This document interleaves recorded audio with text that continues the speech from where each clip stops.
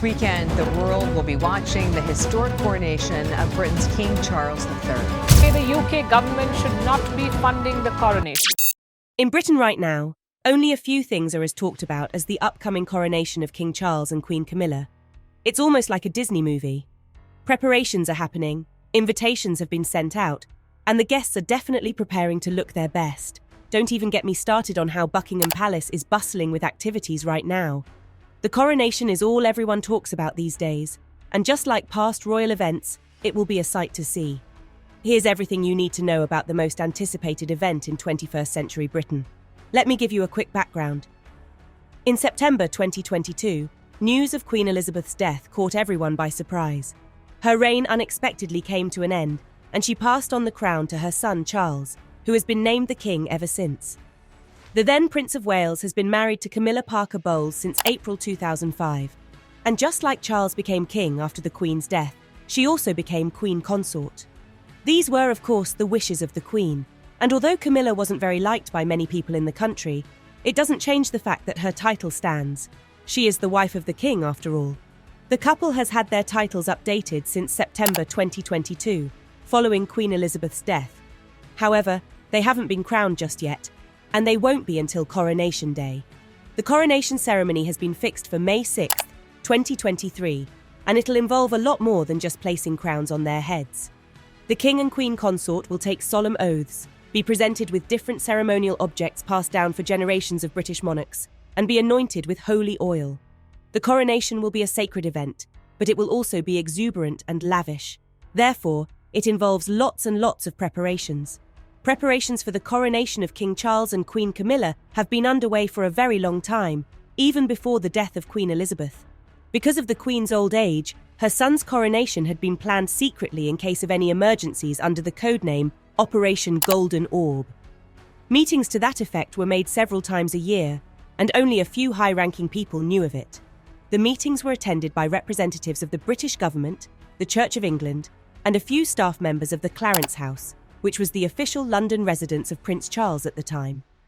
Since the Queen's death, Operation Golden Orb has taken effect, and we'll be talking about some of the details of this planning. The planning committee is overseen by Edward FitzAlan Howard, the Duke of Norfolk, and the committee set the coronation to take place 8 months after the Queen's death for 2 reasons. First of all, to all for an extended mourning period before the coronation celebrations, and second, to have enough time to put the plans into effect. Now, with just a few more days to the coronation, everything is already set. In past royal events, we've seen a lot of outstanding musical performances, some of them angelic choral ministrations, some contemporary solo artists, and others that reflect traditional music, and the coronation is expected to be no different. At the coronation service, which will take place at Westminster Abbey, the coronation choir is expected to make hymnal renditions. There will also be solo performances from Sir Bryn Terfel, Priti Yenda, and Roderick Williams, as well as a special coronation orchestra conducted by Sir Antonio Pappano. After the service, a coronation concert will be held at Windsor Castle, and it will feature a more diverse group of artists. Artists like Lionel Richie, Katy Perry, Take That, Andrea Bocelli, Sir Bryn Terfel, and some other local British artists will perform during the celebrations. Meanwhile, the Department for Culture, Media and Sport has released a coronation playlist intended to inspire the street parties and celebrations that will happen in honour of the coronation. This playlist was vetted by the King, and it features 27 songs from local and international artists, including Harry Styles, David Bowie, Queen, Boney M, The Beatles, Ed Sheeran, and Ellie Goulding, among others. This coronation playlist is definitely the first of its kind, but it's nice to see the monarchy adapting to a modern age while maintaining centuries of traditions. This will be the second coronation in British history to be televised after Queen Elizabeth's in 1953, and billions of people worldwide are expected to tune in and watch the service and the rest of the celebrations. A team of professional videographers has been appointed who will capture the events of the coronation weekend. An official photographer has also been chosen, and he's none other than Hugo Bernard. He was also the official photographer for Charles and Camilla's wedding in 2005. The official invitation from the King and Queen Consort was not sent out until April 5, 2023. The guest list is relatively short, comprising just 2,000 people. 2,000 is still a large number of guests. However, Compared to other coronations, which had at least 8,000 people in attendance, 2,000 seems pretty moderate. As with everything in the royal family, family comes first, and many members of Charles's and Camilla's families will attend. William and Catherine, the Prince and Princess of Wales, are definitely going to be in attendance, as well as their children, Prince George, Princess Charlotte, and Prince Louis. The King's siblings, Anne, Princess Royal, Edward, Duke of Edinburgh, and Prince Andrew, are also due to attend. Princess Beatrice, Princess Eugenie, Zara Tindall, and after much speculation, Prince Harry will also be attending. However, Meghan, the Duchess of Sussex, will not attend since the coronation coincides with Prince Archie's birthday. Sarah Ferguson, Prince Andrew's ex-wife and the Duchess of York, will also not be in attendance. The grandchildren of both the King and Queen Consort will take on some roles. For example, Prince George, as well as 3 of the Queen Consort's grandsons, Gus and Louis Lopez and Freddie Parker Bowles, and her great-nephew Arthur Elliot, will be some of the several pages of honour and will be part of the procession through Westminster Abbey.